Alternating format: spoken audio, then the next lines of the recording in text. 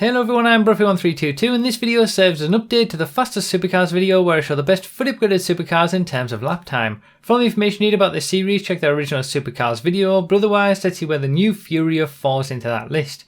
And it can be probably seen straight away that because we're starting in 16th place with the Zentorno that only sets you back around $800,000 for that kind of lap time, the Furia is going to be in 15th place with a lap time that's only less than a tenth of a second quicker than what we saw from the Zentorno for around $2 million more.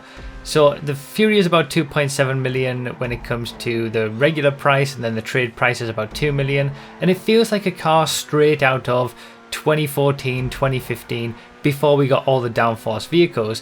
1 minute 0.8 is actually a pretty good lap time, and the Furia feels quite nice to drive. It's kind of like a more stable Zentorno. It's a kind of like a cross between a T20, a Cyrus, and a Zentorno really. It glides over the bumps, but it gets a nice boost from the bumps as well. But like I said, it feels straight out of 2015. It doesn't have downforce. You just get the grip from the active spoiler popping up when that is broken. Obviously, same with the T20 and the XA21. You won't get the traction bonus from that. But the game has moved on, and lap time performances have moved on, and that's the main issue that the Furia has, especially with its main weakness, which is kind of the same as what we see from all of these older style vehicles, and that's its top speed. And we'll see obviously its top speed later on today, but it does, like I said, benefit from curbs and things like that. But when it comes to on flat circuits or anything like that, it is going to be left behind. So it's top speed in the same way that a T20 and a Cyrus, a Zentorno, even a Tempesta, those are all lacking for top speed.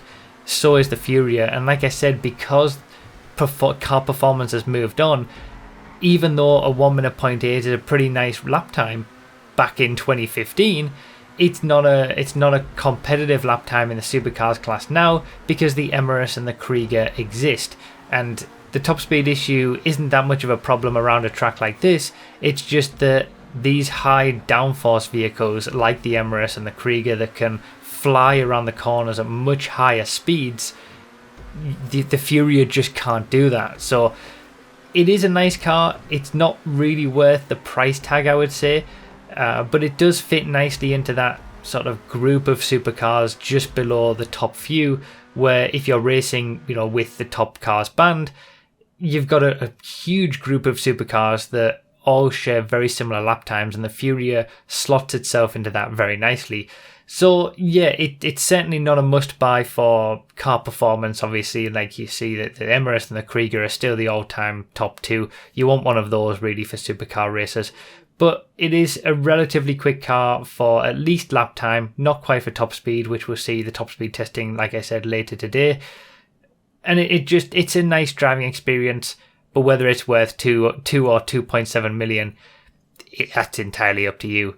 So that's pretty much it for this one. Consider supporting on Patreon or become a YouTube member if you want to get testing results early. And remember to read the description for more info, comment with your thoughts, like the video if you enjoyed or found it helpful, and subscribe for more. Thank you all so much for watching. I really do appreciate it, and I'll see you next time.